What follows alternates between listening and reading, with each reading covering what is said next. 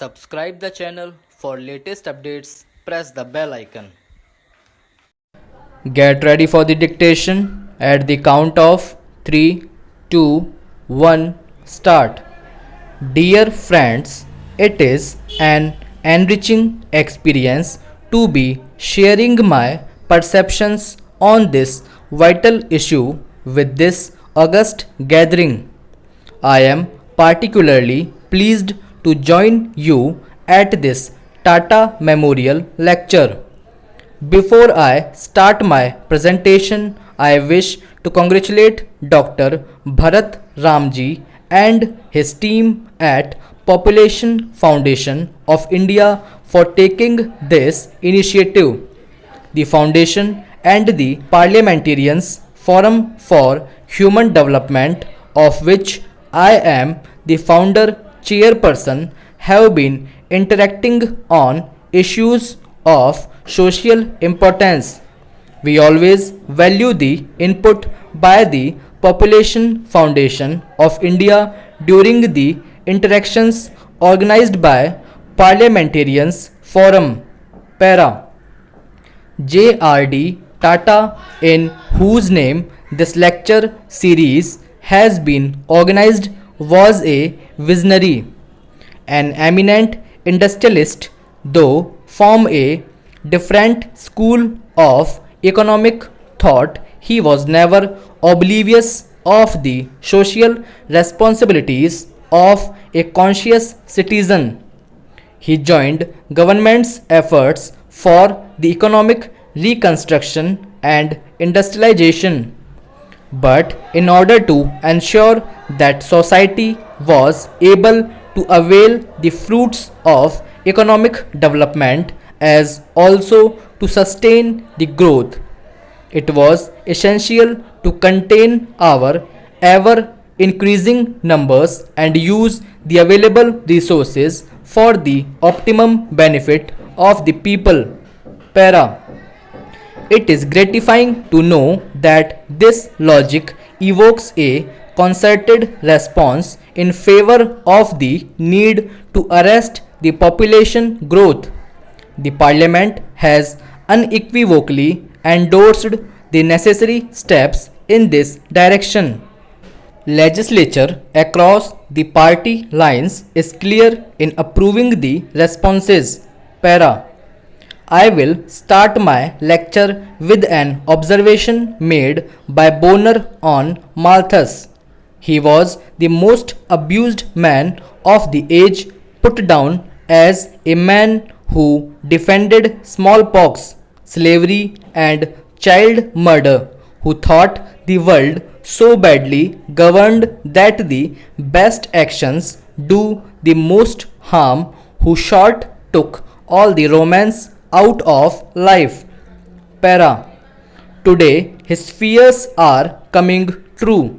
He had just warned us about impending man-made calamity of numbers, though there are a few to suggest that there is still a scope for higher population growth rate.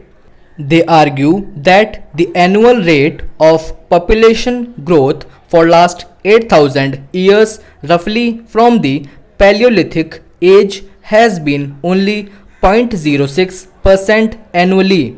They further inferred that this figure was far less than 3% annual growth rate required to meet Malthusian geometric rate of progression to double each successive generation. I wonder if such suggestion will only take us to the beginning of our end. Para. I shall give a few facts and projections, and they indeed betray any romance in the present scenario. Though the mankind was the latest creature among the biodiversity, its numbers have grown rapidly. It is alarming that the rate of growth is ever increasing. Para. In 1798, When he was writing his essay on population, the global population was barely 1 billion. Ever since, due to industrialization and technological revolution, the population has risen to an ever increasing rate. In the following 100 years, the world population doubled to 2 billion, and further following half century from 1925 to 1975, it doubled again to touch 4 billion. By 1990, it was 5.3 billion.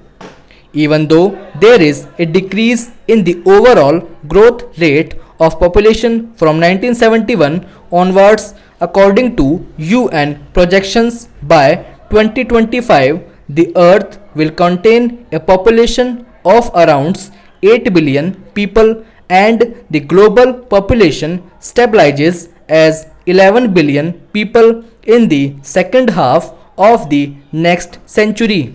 Para. The worst aspect of this population explosion is that these increases will be taking place largely in the developing and underdeveloped countries. It has been projected that from now to 2025, around 95% of all global population growth will take place in these countries. At current rate of population growth, we should plan to accommodate a workforce of around 3 billion of people in developing countries by 2025.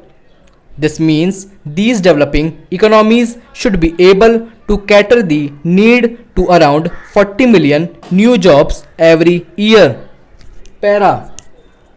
These countries have comparatively low industrial production.